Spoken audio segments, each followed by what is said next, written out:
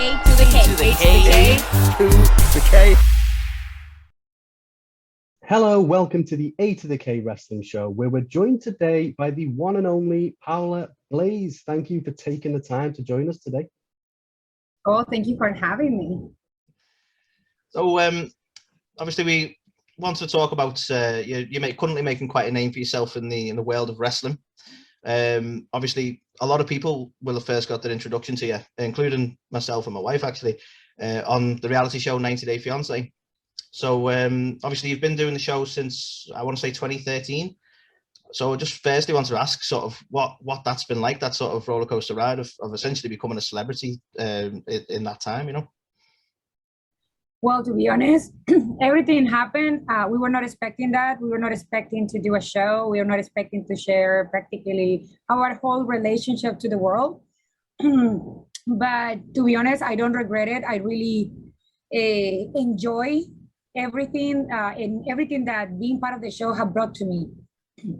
And the fact that like I have so many fans, so many people to support me, some people that I have seen my progress and everything, and has supported me since day one. I feel like it's been amazing. I wasn't expecting that, and I'm very grateful for it. Yeah, absolutely. I think so. Obviously, you know, you're from Colombia. Obviously, what was it like making the move to America, and you know, what would you say has probably been the biggest culture shock for you compared to life in Colombia? Well, if you guys saw the first season, I didn't know what Oklahoma was. I did not have idea what I was getting into.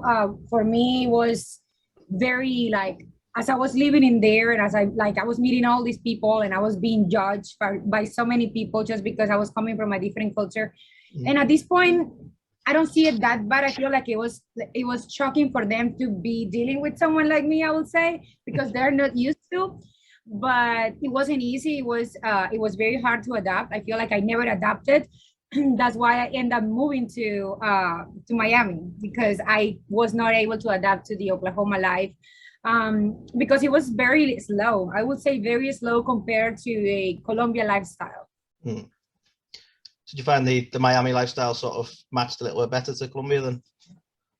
Yes, I feel like it's there's more things to do. I had friends here, plus Spanish.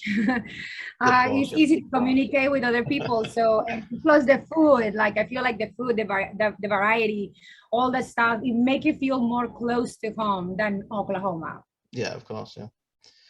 So, sort of moving back into the wrestling side of things, we're given to understand. I just wanted to see if it's true. Really, that's the idea to get into wrestling came from watching the film Fighting with My Family, which is based on one of the on Paige from the WWE. Is that true? Is that how it come about?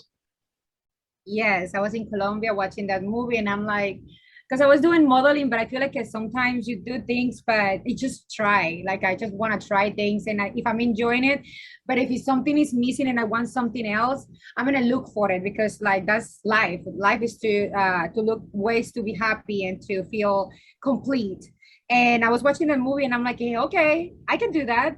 I definitely can do that, because I always thought that that was like real fights. Like you were for real, wanna make someone bleed. And even though you get hurt, even though sometimes it's hard on your body, even though some people are very stiff and you get to feel some pain, it's not the same. Plus it's entertainment, and it requires you to have to be athletic. It requires you to think. It requires you to have good memory. It requires you to be in a really good physical condition, you know. I don't know, it clicked me. I was watching, and I'm like, I want to try this. I just want to. Yeah. And I sure did. Absolutely. I think it you know, obviously becoming a professional wrestler, like a lot of people might kind of look at that and go, what, you want to be a professional wrestler? Like how, like, you know, how do people react to that? Like your friends, your family, and your fans as well, who obviously, you know, start following you on 90 Day Fiance. How did they kind of take to the news that you're going to be a pro wrestler now? Like, how did that go? So I trained it for a year, like quietly. Nobody knew that I was doing wrestling. I wanted to surprise all of my fans, and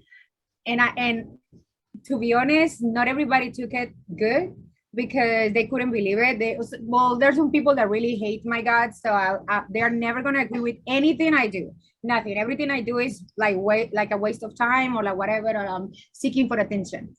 But they were not expecting that, and of course I got really bad critiques at the beginning. People gave me so much like really hard time, but now I'm turning people that know me from the show are turning them to wrestling fans, and being able to make people transition from that, it's a challenge, but I feel like I'm doing it because now they see that I really want to do this and I'm good.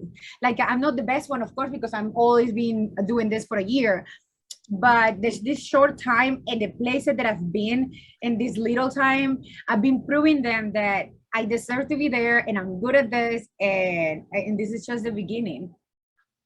Absolutely crazy to think you've only been doing it a year. The progress you've made is crazy. That certainly is. So obviously you started just before the pandemic, I believe, and I'm given to understand you actually trained at the Dog Pound Dojo with Jazz, who's obviously a legend in the business. I just wondered if you could tell us a little bit about the training side of things and how it was working with Jazz. So I met Jazz. I had the pleasure to meet Jazz at NWA. She was my agent. She has been my agent in so many matches that I had on NWA. And she's amazing. She's down to earth. That woman is unbelievable. You get scared when you see her in the ring, when she gets all like, oh, it's very scary. But like once you get to meet her, she's amazing. And I work with her in another promotion, TSW, which is located in Texas. She's the one in charge of the booking and the talent with that company. And she reached out to me and told me like she wanted to go in and work for TSW. And I said, yes, of course. And with you, of course. So I've been working with them, and I have the pleasure that they invited me to go and train in San Antonio, Texas, with her. To be honest, it's very intense. The Dog Pound Dojo is very intense. I was like, wow, but I just feel like they have seen something in me that I really want this, that I when I get into the ring, and I learn fast, and they see me that I'm putting all what I have and what I can to make this work. And actually I'm gonna make that going to San Antonio at least maybe once a month, every month before each match that I have with TSW. So I get to train with her. And yes, for me, it's a privilege, to be honest. It's a blessing. Yeah. Wow, that's awesome. You know, as Anthony said, you kind of got your start around the kind of pandemic. How was it kind of, obviously, you know, you've only been doing this for like a little over a year. How was it kind of first starting to put matches together with no crowd, and then kind of, you know, all of a sudden being in front of, you know, huge crowds at like TSW and NWA? You know, was there a benefit to starting off with no crowds to begin with? Or was it the opposite, where it was actually quite like, wow, I'm now wrestling in front of a lot of people? There is always people. I think there is only one time at the beginning that I have to train, like I have to do a match in front of like just my friends because I invited them, but it was more for tapings. But normally there is always people. I work with US Pro Wrestling in Orlando, and they bring like 800 people, about 1,000 people, and I think that's one of the biggest show besides NWA Empowerrr. When I debuted for NWA, besides that crowd, US Pro Wrestling have like a big crowd, and I always get nervous. I always feel so much in my stomach, like butterflies, and I love that emotion because I want to deliver a great show. I want people to be entertained, and it's not easy. I feel like people don't understand that, but it's not easy. But I really try to enjoy it as much as I can. Oh, fantastic. So it's yeah, very much thrown in the deep end then with big audiences from the straight away. Yeah. So just out of curiosity, when it comes to sort of creating yourself as a wrestler, I suppose, were there any wrestlers you took inspiration from? Becky Lynch, I don't know. I just have a crush on that woman. I don't know. I love her. I feel like I like her character. I don't care right now if she's a heel or not, but I just like her persona. Like I feel like I will die to have a match with her. That would be a dream. Yeah, I think with Becky Lynch, that would be amazing. Yeah. Absolutely. I think another question we kind of got is obviously we've heard you announced as Paola Blaze as well as just kind of Paola. You know, are you planning to keep the Blaze name as well as kind of you know, the Dark Angel gimmick, or like you know, are you going to stick with Paola? How's that going to go? I feel like I'm always gonna be Blaze. I feel like that's gonna stick with me. But I'm gonna try to just make people just remember Paola alone, so that doesn't get confused with my reality show name. That's how I call it. And with Blaze, it is my wrestling. But I just want to focus on only Paola. Yeah, no, I get that. Yeah. Makes sense. So obviously with wrestlers, typically they'd have a sort of their persona, their character, and then their real life person.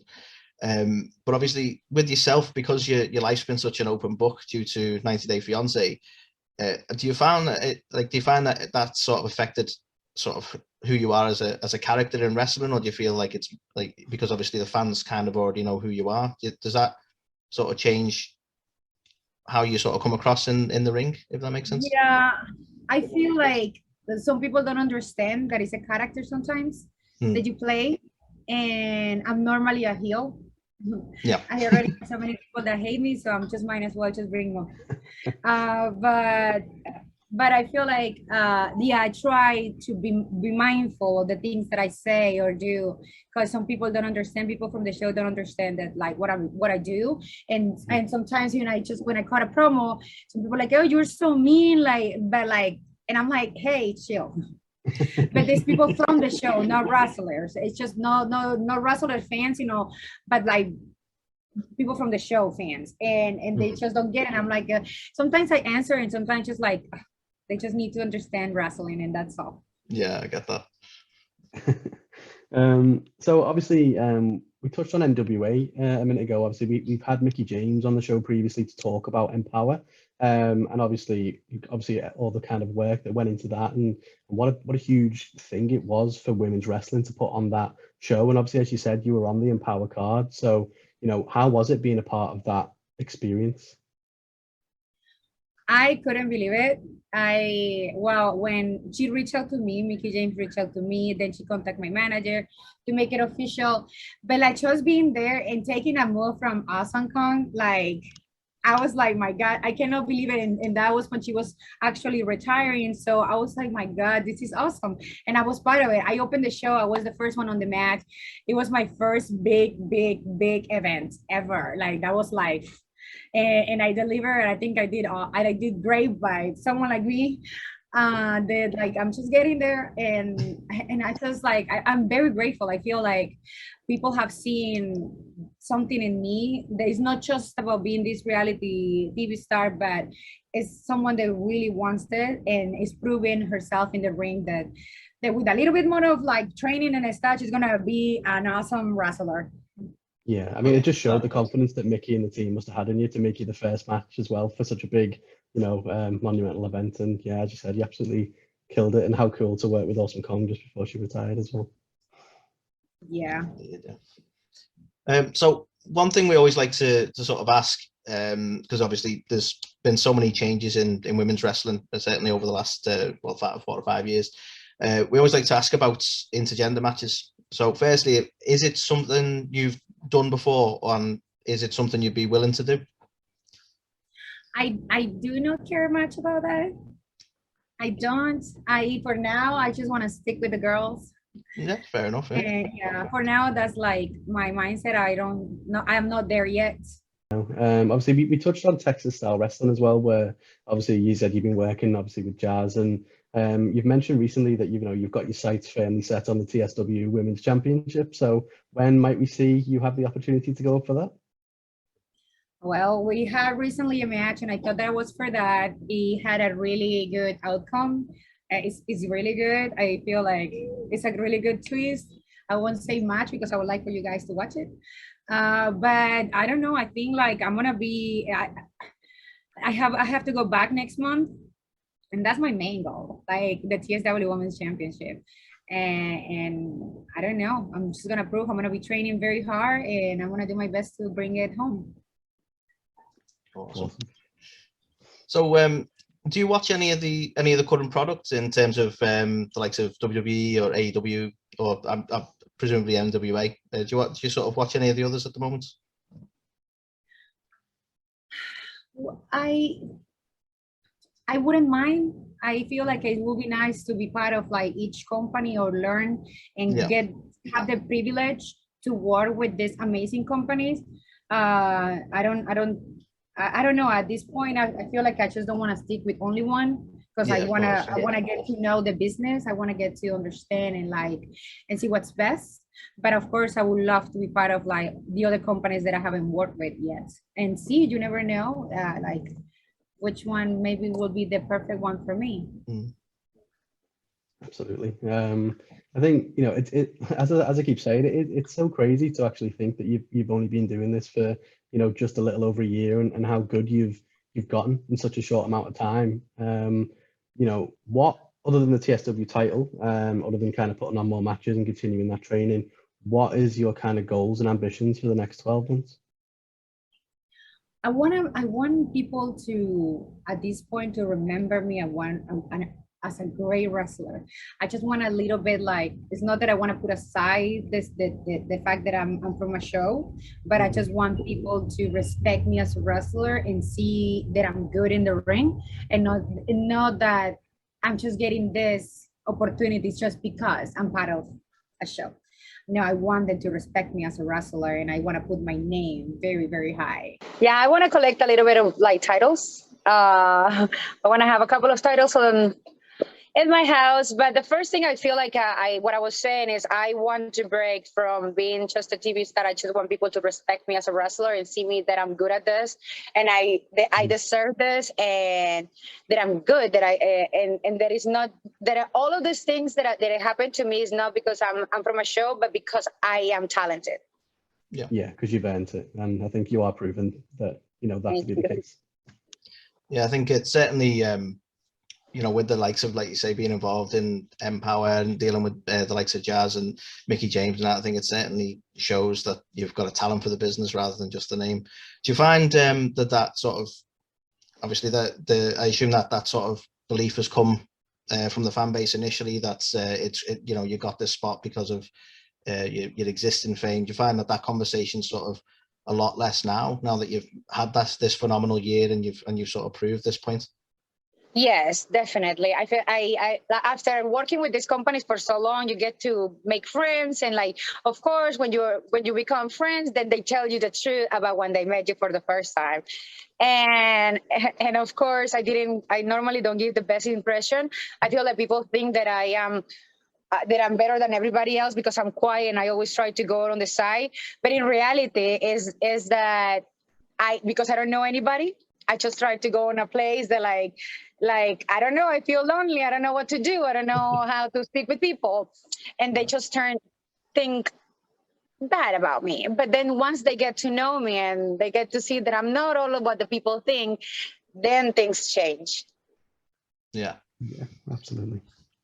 So when it comes to, you mentioned before about you've leaned into being a heel because you had sort of a level of like people sort of disliking you and stuff initially. Do you find that you enjoy being a heel more than being a face? I guess so. I feel like maybe it's because I have this personality. Like I already have this look that people already sometimes hate when they don't know me. And if I get to drive that attention, and that's the whole point about being a heel, why not? But I do enjoy it. I feel like it's a little bit easier. But at the same time, just being like people just booing you and like all of that stuff, it's kind of weird when they actually cheering for you when you are a baby face. Yeah. But I think that's part of the part of all of this. Yeah, of course. Yeah. I must say it looks like the most fun playing the bad guy, you know. Yes, I feel like and the clothes that I get to wear, like next month I'm bringing, like, because I'm definitely turning heel everywhere, like everywhere. Yeah. No more baby face, so I'm bringing new gear, something that I'm gonna be wearing very heelish.